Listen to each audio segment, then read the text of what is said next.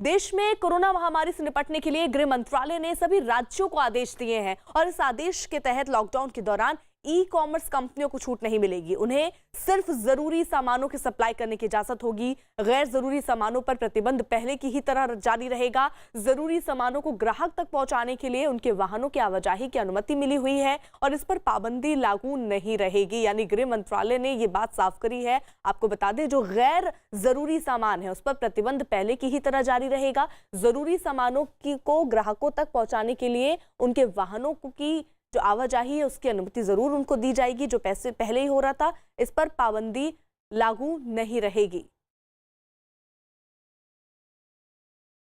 तो आपको बता दें, दरअसल देश में कोरोना महामारी से निपटने के लिए गृह मंत्रालय ने सभी राज्यों को यह आदेश दिया और इस आदेश के तहत लॉकडाउन के दौरान ई कॉमर्स कंपनियों को पूरी तरह से छूट नहीं मिलेगी। उन्हें सिर्फ जरूरी सामानों की सप्लाई करने की ही इजाजत होगी।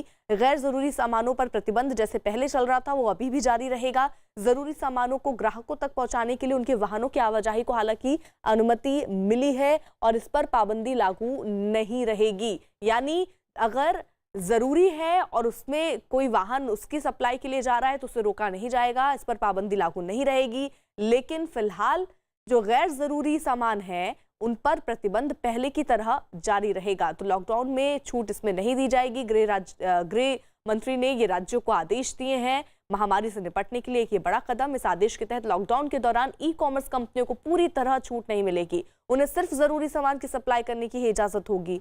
गैर जरूरी सामान अगर है तो उस पर प्रतिबंध जो पहले से चला आ रहा था वो जारी ही रहेगा। जरूरी सामानों के लिए ग्राहकों तक पहुंचाने के लिए उनके वाहनों की जो आवाजाही है उसे अनुमति हालांकि मिली है और इस पर पाबंदी लागू नहीं रहेगी।